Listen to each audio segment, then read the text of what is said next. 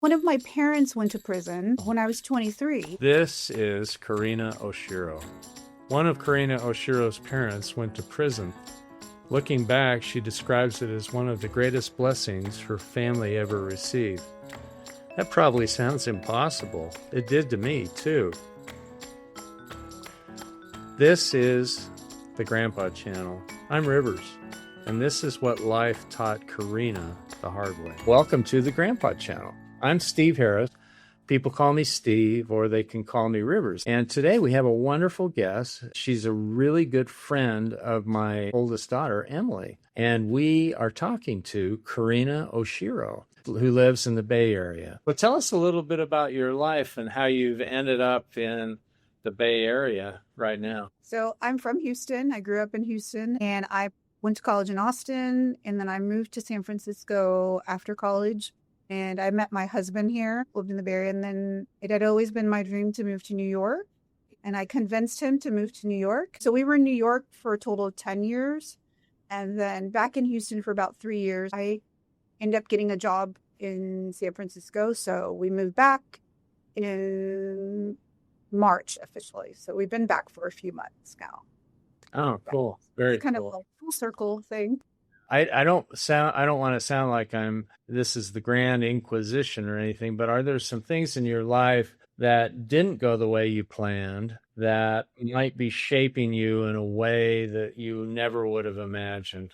I feel like I could talk for hours, Steve. So this is where I'm going to throw in my prison stories. Yeah. Of prison stories. So I actually didn't finish college, and it's like one of my biggest hangups. I love school. I love studying. I do really well at test taking. And sometimes I think I should go back. I do sometimes think, well, if I had finished school, I think my life would have gone a different way, right? And so my prison story is, and this is going to throw you I'm off.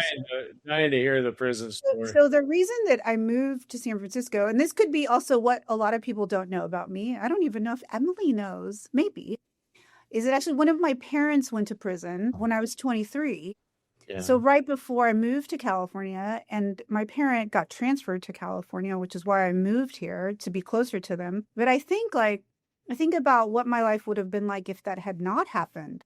Like, we would just be completely different people. Like, I wouldn't probably be talking to you right now. Our family realized it soon after it happened that it was a blessing. Like, if it had not happened, life could have been a lot worse, right? Like the outcome. Which that seems like hard, right? Like you have two daughters and now we're having to figure out life on our own. I was 23, my sister was 18, and it was kind of like, oh, you need to grow up now. And so there's all this figuring out life, but I don't think that I would be who I am, or I would have done what I've done if I hadn't gone through that. So What were your visits like was it your dad or your mom? my mom, yeah. When you visited your mom, what were your visits like? You mean in terms of like what we talked about, or? Yeah, actually going through, you go through all the security with doors opening and closing. If it's like any of the other jails I've been in, you sit face to face through thick glass. Yeah, it's a little different. My mom was in a federal prison, which Okay. sounds terrible, but they're nicer, right? Mhm. They're usually longer sentences. So she served 10 years in prison. So Oh, you're actually not in a glass. It's like face to face at a table, like picnic tables. They have like a courtyard kind of, and it wasn't maximum security because it wasn't like it was like a white collar crime. So they have like vending machines and like picnic tables, and you kind of just sit outside. So it wasn't that bad of an experience, at least not for me, right? Because I get to go home at the end of the day. But maybe for her, it was a little bit different. was it a jarring experience the first time that you saw her? You visited her in jail. Did you prepare yourself for? Oddly enough, and this is part of like people would never guess, we grew up in a very different lifestyle where you knew that like somebody was going to prison at some point. Like you knew that people were doing illegal things, right? So like and I think we were old enough. Maybe if we had been younger, it would have been shocking. But I think my sister and I were old enough to know that like this was gonna happen. It was just a matter of time. So it wasn't shocking. I mean, I think it was hard, but it was like, this is the reality of what we're living. I don't know. And there Well, was no choice. Yeah. it's probably this is not something about you that you you say, "Hey, I'm Karina, and by the way, I visited my mom in the federal penitentiary she was serving." You don't lead with that. I'm really curious. How's she doing now? She's good. So she has been out now for 13 Hmm. years. And she's back in Texas. And my mom is also, well, a risk taker, to say the least. Uh, Yeah. but she's always owned businesses. So she owns a business. She and my sister, they own an alteration shop, which she owned something similar before she went to prison. Um, and she's doing well. And this is why I say, like, it was a blessing. She used to send us to church as kids, but she really didn't go to church. But she always kind of knew that, like, we should go to church. So soon after she went to prison, she got saved and she worked in the chapel at the prison for many Oh, years. great. It was great. She's doing great. Yeah. Well, I'm happy to hear that. I told you that I served in the jail, county Yeah. ministerial jail, and that was the one thing that I learned from that was that God loves all of his children, every single one. And regardless of whether they've really, really messed up or screwed up, I also became sort of a reluctant connoisseur of tattoos. Uh, there was one inmate in particular who had this very ugly handmade tattoo right on his neck, and it looked like a butterfly, sort of kind of. And I got to know him pretty good. And I said, Oliver, you got to tell me why the butterfly on your neck? Well, Brother Steve, he said, it represents that from something ugly, something beautiful can come. What has life taught you the hard way? And tell us a little bit about how that hard lesson came about. I can think of like several things.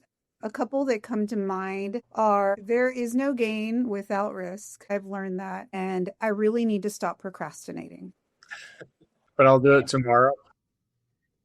Tomorrow. I'll get to that Yeah. tomorrow. Also, one other one that is really important is that I can't really do life alone. I just used to be very, very independent, self sufficient. I can do this. I've had to do things alone. But the more that I've tried that, the more I've realized that I need community more than anything, right? I think, especially like having a child, you hear it a lot. It takes a village. That's so true. And I've realized that the hard way. And my one about there is no gain without risk.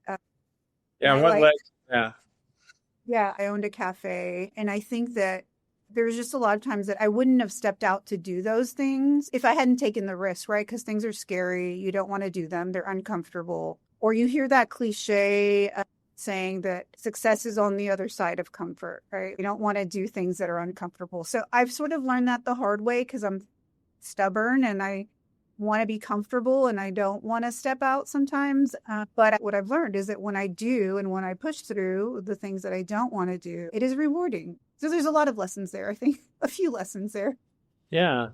If you were a 28-year-old Karina who was listening to this podcast, what would you hope that a 28-year-old would take away from this podcast? Yeah. Okay. It's a good one. Well, I think one thing that I've really learned is that growth isn't linear. And I feel like I've learned that a lot from the different experiences and I've changed my mind a lot. And sometimes I think we think that because we change directions, right, we decide we want to do something different. And you're like, oh, I've wasted all these years. And I think that it's good to know that it's not wasteful or it wasn't, or like failure is bad. But I think what I've really learned is I've actually learned something from each of the different things that I've done. Like maybe there was something that wasn't as interesting, but I can go back and say like, hey, I really learned something from that, right? Like owning the cafe, sometimes I'm like, I spent so much money, so much time. My back hurts. Like I know I have like damage in my ankle. There's just so many things. That experience is now great for what I'm doing now, right? Like, I couldn't do what I'm doing now if I had not done that one thing. Also, don't burn bridges because you never know when you're going to need a connection from someone. So yeah, I think that's what I would say. Here's a question for you. As you've looked back on your life, Karina, do you see the hand of God in your life? My gosh, without a doubt. And everything, every Uh-huh. single thing. I feel like there is not one thing that I could say I did by myself or I figured this out. Even if I did figure it out, like he gave me my brain, right? He gave me the wisdom, you know. Yeah. It's hard when sometimes people say, "Well, my hard work. I earned this with my hard work." Because I do think but that still is given to you from God. One question that I had for you is, what led you to open up? I mean, I don't want to act incredulous, but I have some friends who run diners or something of that, and they work. And what led you to want to open up your cafe? I do love coffee, and there were no coffee shops in our neighborhood where we were. There was one, and it was maybe like 10 or 11 blocks away, which New York standards, that's far.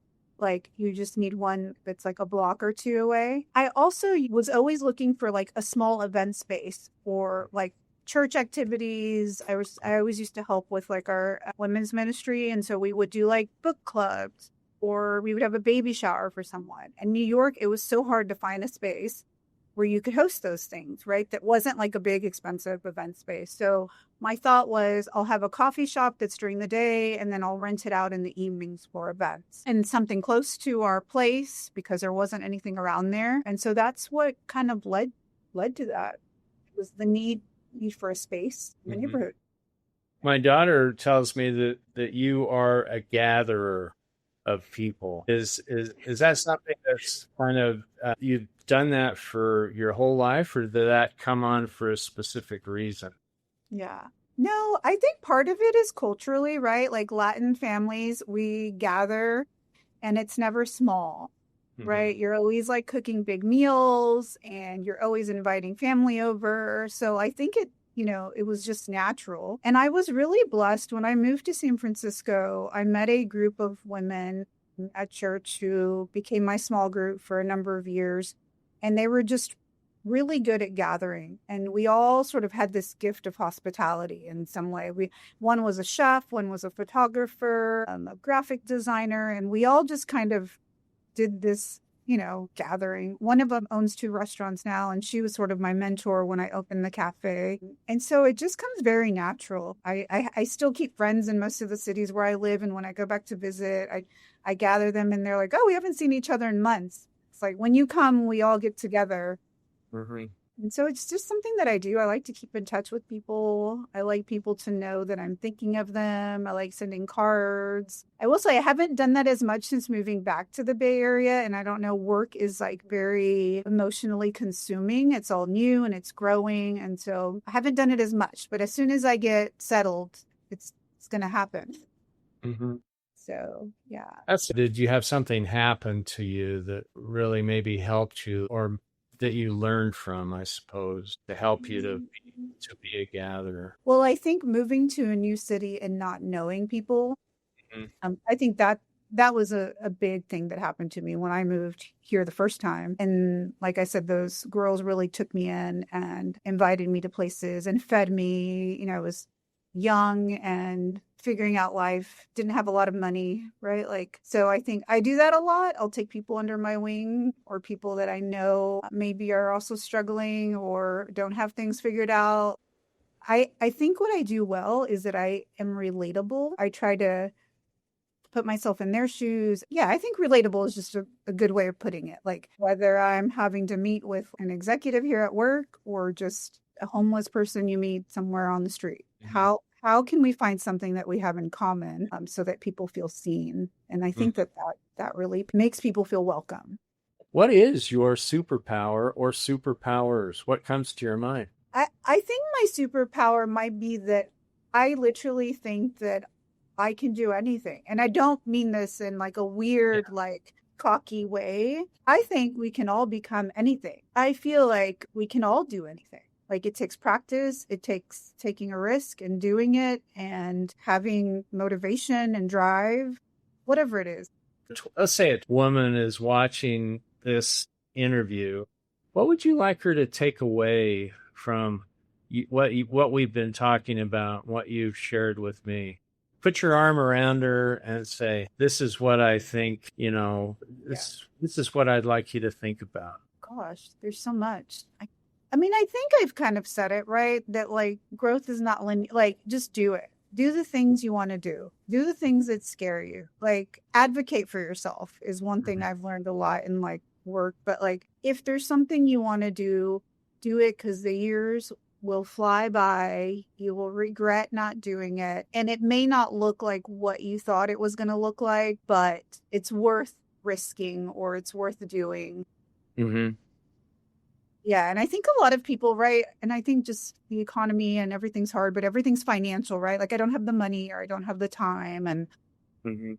I think I've money ebbs and flows. That's something I've really learned. I really truly believe that. Like the more generous you are, the more that you're blessed. Like I've seen that over and over and over in my life. And I feel like it's hard for people, right? Because you're scared and you don't want to do things and I might not have enough or but when they say like, oh, when you're doing something you love, it doesn't feel like work. And I think it's true. I think so. I would say do the things that you want to do, even if they're scary. So here's a question that you've raised in my mind is what's the scariest thing you've ever decision you've made that you just thought to yourself, what the heck am I Yeah. doing? Is Well, it I again? don't realize it until I'm like halfway in. I will tell you that. And then there's no turning back. Like Yeah. even well with the cafe, right? Like Yeah. I didn't think it was going to cost as much as it did. Yeah. And and you're knee deep in and you're like, okay, well, I've had to put things on my credit card. And then you're like, oh no, but here's the thing, it's not the end of the world, and Yeah. I think I've realized that. So you have to take out a loan to pay off the credit cards, but you learn something, right? And then you Yeah. learn that next time I need to plan for more. One thing that stayed with me from this conversation was Karina's reminder that growth isn't linear. Life rarely unfolds in a straight line. Plans change, opportunities change. Sometimes we change. And every now and then, what feels like a detour ends up becoming part of the story. If you'd like to sit with this a little longer, there's another conversation this week about how some of life's most important lessons arrive disguised as setbacks. And if you'd like a place to reflect on stories like these a little longer, we've got a place for that too. Growth isn't linear. Do the things that scare you. And it may not look like what you thought it was going to look like, but it's worth risking or it's worth doing.